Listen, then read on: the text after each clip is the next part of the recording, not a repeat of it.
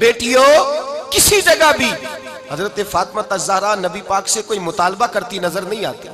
کسی جگہ کوئی مطالبہ نہیں, کسی جگہ کوئی ایسی بات نہیں جو باپ کے لیے ماں کے لیے بوجھ کا سبب بنے.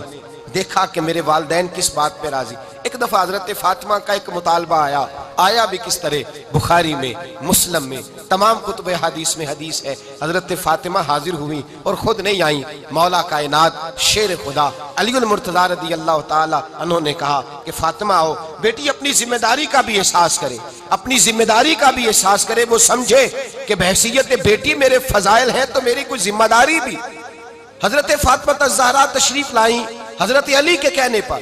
جناب علی کہنے لگے فاطمہ مجھ سے دیکھا نہیں جاتا, تو چکی بھی پیستی ہے, آٹا بھی گوندتی ہے, روٹیاں بھی پکاتی ہے, جھاڑو بھی دیتی ہے. اور امام حسن اور حسین کے درمیان پورے سال کا وقفہ نہیں تھا, 11 مہینے کا وقفہ تھا. 2 بچے بھی تقریباً ہم عمر ہیں. اتنی زیادہ تو مشقت کرتی ہے. بھائی سویرے جو بیٹی اٹھتی ہے, آٹا رات کو گوند کر کے اس نے رکھ دیا ہے فریزر کے اندر, سویرے فریج سے نکالا ہے اور نکال کے روٹیاں پکائی ہیں, پھر بھی وہ قابل ستائش ہے.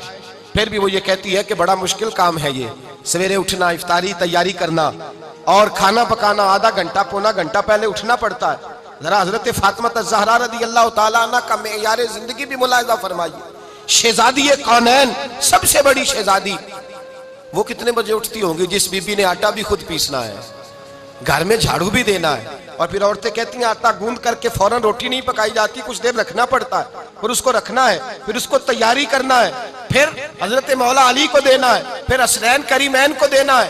حضرت عائشہ صدیقہ کہتی ہیں مولا علی نے کہا کہ فاطمہ تیری یہ مشقت دیکھی نہیں جاتی, چل نہ در رسول پہ چلیں, حضور سے خادم کا سوال کر لے, ایک ملازم مل جائے جو کام کاج میں تیرا ہاتھ بٹھائے.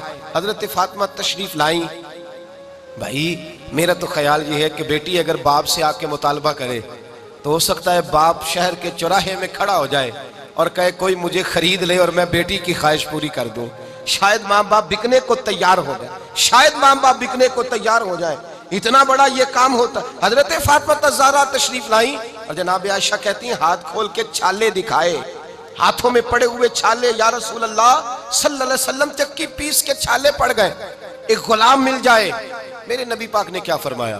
فرمایا فاطمہ جا گھر جا کے 33 بار سبحان اللہ پڑھ, 33 بار الحمدللہ پڑھ, 34 بار اللہ اکبر پڑھ, اللہ تجھے غلام آزاد کرنے کا ثواب عطا فرمائے گا. اور فرمایا گویا چکی تو نہیں پیسنی ہے, آٹا تو نہیں گوندنا ہے, گھر میں جھاڑو تو نہیں دینا ہے, اللہ کے فرائض, خامند کی ذمہ داری, دین کی نوکری, بچوں کی پرورش تیری ہی ذمہ داری. اب وہاں حضرت فاطمہ الزہرا کا جو جواب ہے وہ یہ نہیں ہے کہ ابا جی فلاں کے گھر کے اندر اتنے ملازم ہیں, فلاں نے اپنی بیٹی کو اتنا جہیز دے کے بھیجا ہے. حضرت فاطمہ بیٹی ہونے کی ذمہ داری کا احساس کرتی اور کیا فرماتی ہیں. جب حضور نے فرمایا جاؤ یہ تسبیحات پڑھو تو حضرت فاطمہ کا جواب کیا ہے؟ عرض کرتی ہیں یا رسول اللہ میں خوش ہو گئی ہوں, میں خدا سے بھی راضی ہوں, محمد مصطفیٰ سے بھی راضی ہوں, میں راضی ہو گئی ہوں, مجھے خیر مل گئی ہے, مجھے اللہ تبارک و تعالیٰ کی طرف سے انعام سے نوازا گیا.